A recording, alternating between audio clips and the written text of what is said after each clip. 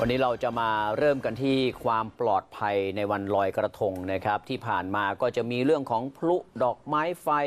โคมลอยที่เป็นภัยเขาเรียกเป็นภัยนะครับโคมลอยยี่เปงเนี่ยก็เป็นภัยทางการบินส่วนพลุดอกไม้ไฟก็เป็นอันตรายกับคนที่จุดนี่แหละพลาดพลั้งมาบาดเจ็บเสียอวัยวะแล้วก็ความปลอดภัยทางน้ำด้วยวันนี้เพราะว่าหลายท่านจะไปร่วมเทศกาลลอยกระทงนะครับเราจะไปสอบถามมาตรการดูแลความปลอดภัยกับผอ.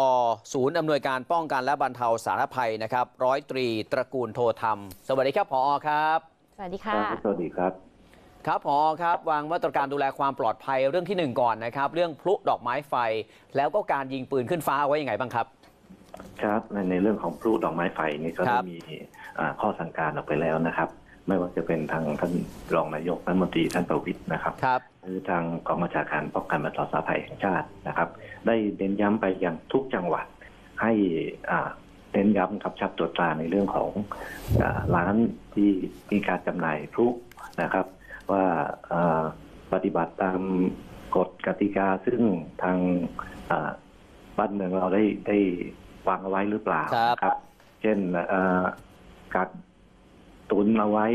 มากมายเกินความจำเป็นลึกขายอยู่ในสถานที่ที่ไม่ปลอดภัยอะไรทำนองนี้เป็นต้นนะครับก็ให้ผู้มีหน้าที่เนี่ยออกตรวจตรามาก่อนหน้านี้แล้วนะครับสั่งการไปก็ก่อนหน้านี้สองสัปดาห์นะครับเพราะฉะนั้นตรงนี้ก็คิดว่าก็เป็นส่วนหนึ่งในการที่จะป้องกันไม่ให้มีการละเมิดนะครับโดยเฉพาะพลุซึ่งเป็น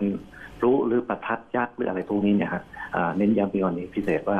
ทางห้ามเด็ดขาดในการทั้งจำหน่ายและการที่นำมาเล่นเพราะมันอาจจะเกิดอันตรายต่อพี่น้องประชาชนซึ่ง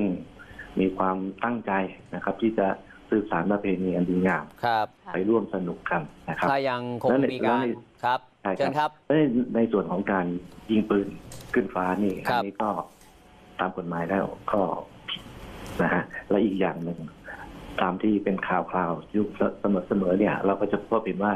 ถ้ายังละเมิดฝ่าฝืนหรือกระทำเนี่ยก็จะก่อให้เกิดอันตรายต่อคนอื่นหรือถึงขั้นเสียชีวิตได้ตรงนี้ก็ต้องเรียนฝากว่ามาตรการซึ่งทางภาครัฐเนี่ยได้สั่งการออกไปหรือขอความร่วมมือไปตรงนี้เนี่ยต้องเรียนพี่น้องประชาชนผู้ฟังขณะนี้เนี่ยต้องช่วยกันในการปฏิบัติตามเพราะมิฉะนั้นแล้วเนี่ยมาตรการต่างๆไม่ว่าจะวางยังไงเนี่ยมันย่อมเรียกว่าทำพิผลไม่ได้ครับอันนี้ก็คือสิ่งหนึ่งซึ่งอยากจะขอฝากไว้นอกเหนือไปจากนั้นก็คือข้อสั่งการในเรื่องของการตรวจตราสถานที่จัดงานนะครับไม่ว่าจะเรื่องของความปลอดภัยเรื่องของโครงสร้างอาคารนะเพราะว่าบางที่อาจจะจัดในริมน้ำหรือในพื้นที่ภาคใต้ในขณะนี้เนี่ยซึ่งมีสถานการณ์เรื่องฟ้าฝนตกอยู่ในพื้นที่อาจจะมีลมแรงอะไรเนี่ยก็ให้ดูในเรื่องของความมั่นคงหนึ่งหลักแล้วนอกจากนั้นครับพื้นที่ที่ริมน้ำซึ่งเป็นโป๊ะหรืออะไรซึ่งพี่น้องประชาชนจะต้องลงไปลอยกระทงนำกระทงไปลอยน้ำเนี่ยตรงนั้นก็ได้เข้มงวดแล้วก็หลายๆพื้นที่ได้มีการออกตรวจตาโป๊ะนะครับอย่างกทมเมื่อวานก็ออกตรวจตาโป๊ะที่มีลำน้ำเจ้าพระยาเนี่ยในเรื่องของความมั่นคงความแข็งแรงและความปลอดภัยเพื่อดูแลความปลอดภัยพี่น้องประชาชนซึ่งตรงนี้ก็ต้องขอเน้นย้ำอีกแล้วครับว่าพี่น้องประชาชนเนี่ยคือใครลอยแล้วก็ขอให้คืนพื้นที่ให้ผู้อื่นซึ่งเขาต่อคิวเนี่ยได้ลงไปนะครับแล้วก็ขึ้นมาบนฝั่งครับอ๋อครับครับผมครับสุดท้ายในเรื่องของการดูแลความปลอดภัยทางน้ำนะครับเตรียมเจ้าหน้าที่ไว้ยังไงบ้างครับในเรื่องของเจ้าหน้าที่ของปภ.ครับ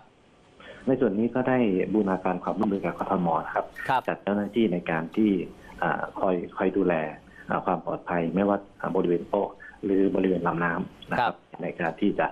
รักษาความปลอดภัยให้พี่น้องประชาชนครับอันนี้ทั้งในส่วนของกทม.และต่างจังหวัดครับครับ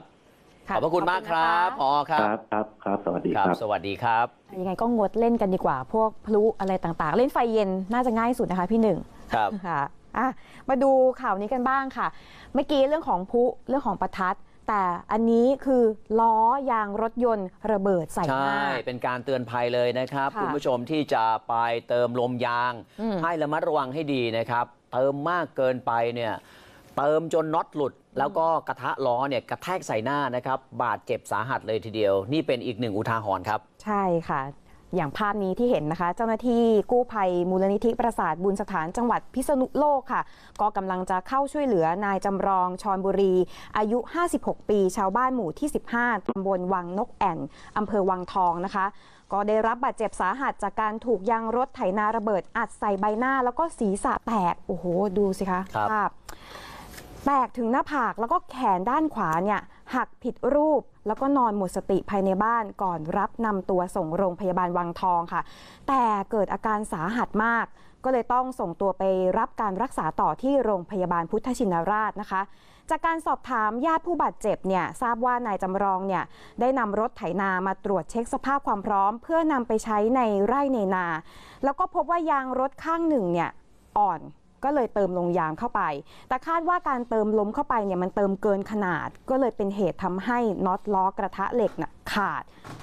เสร็จปุ๊บยางก็ระเบิดอย่างรุนแรงจนล้อกระทะเหล็กเนี่ยกระเด็นอัดเข้าใบหน้าแล้วก็ศีรษะบาดเจ็บเป็นแผลชะกันสลบแน่นิ่งไปก็เลยแจ้งเจ้าหน้าที่กู้ภัยให้มาช่วยเหลือทันท่วงทีนะคะครับก็ตรวจสอบอุปกรณ์ให้